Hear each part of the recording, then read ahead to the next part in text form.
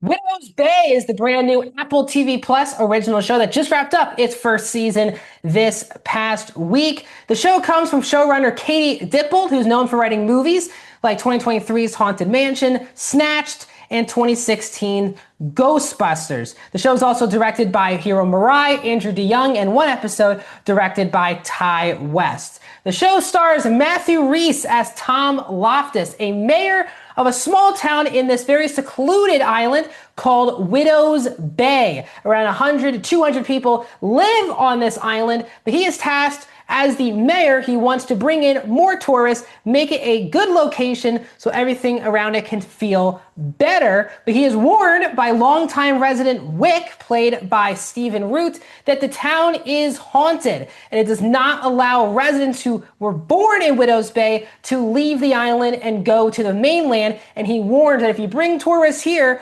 more bad things will come to the island. But as the show continues on, Tom begins seeing things and he might be believing that Widow's Bay is indeed haunted with a lot of supernatural elements. Also on the show is Katie O'Flynn as Patricia, who is Tom's assistant, who's one of the big helping hands, and possibly realizing to Tom that there's some weird things going on.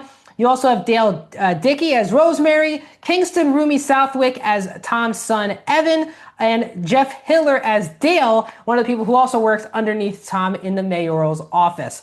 The show is 10 episodes long, with the shortest episode being 31 minutes, the longest episode being the finale of the season at 48 minutes. So welcome back, everyone, to a brand new review here on Max Talks Movies. My name is Max, and we're talking the new Apple TV Plus original show, Widow's Bay. Before I get into this review, guys, I do want to say first that this is going to be a non-spoiler review. So if you've not seen Widow's Bay, you just want to see a recommendation video, because there are a lot of spoiler things to talk about, don't worry, I'm not even going to be hinting at the spoilers that go on in the show. So this is a non-spoiler review, but I do want to say also before I get into my review that I will be doing a full spoiler review for Widow's Bay for my Patreon channel. If you at least sign up for that $8 a month tier on my Patreon right now, in the next week or so, I will be posting my full spoiler review for Widow's Bay. It's like, if there are videos I feel like I want to do, but don't really have the time to put it together on my YouTube channel, I put it on Patreon. My first Patreon exclusive video will be my season 1 spoiler review for Widow's Bay. I'll break down the whole show, especially the finale, and give my predictions for season 2. But this is a non-spoiler review, and I was very late to check out this show. I heard a lot of people out there saying it's one of their favorite shows of the year. I basically caught up around the time where the finale was. Like, I had 2 or 3 episodes to watch left, and then the finale came out, so I kind of binged the final 2 episodes of the first season, and I absolutely love this show. This will be really tough to top for me as one of my favorite shows of 2026. And this show is definitely a horror comedy, but it's a very unique one, because when I say horror comedy, a lot of the time out there, we see a lot of horror comedies that are made, especially in movies. For example, the Happy Death Day films are considered horror comedies, even though those films lean really much like 90% comedy and a little bit of horror. This show, when you think about horror comedies, is the absolute perfect balance of scary, intense, terrifying situations mixed with some really funny stuff that goes on. Dialogue, sequences, scenes are very funny. And that might scare off a lot of people when I talk about the show, but the reason why it is so special is just the tone of the show itself. It does a spectacular job balancing when it needs to be dark, when it needs to be serious, when it needs to be scary, because there are some definitely scary elements of the show that actually scared me way more than I was expecting. But this show is relentlessly hilarious throughout the show. This is not a show where something horrifying happens and then what kills it is a joke. Never a joke in this show pulls me out of a serious or scary situation. That's also something that is very tough to do, that writer and creator Katie Dippold did an amazing job balancing. Because as I said, I'm a horror nut. I love horror movies and shows. And this show scared me a lot more than I was. There are some really dark, creepy elements here. There's a lot of rich mythology and lore that is associated with this island, with Widow's Bay. And each episode, you kind of build your intensity because you start learning things. What are some of these supernatural elements? Is this place actually haunted, or is it all in a guy's mind who's been living there his whole life? But it's very much dark comedy, and I am someone who, as I've said a billion times on this channel, I love a good dark comedy, and this movie uses a lot of dark comedy elements in this series. So the tone, I think, is what really makes it special, but the mythology as well. It's just rich with so many stories and folk tales. And as a viewer, and as we're following Tom, played by Matthew Rhys, we're all trying to figure out if these folklores or these tales are real, fake, imaginations from residents, or are they real elements that could be threatening our characters on the show.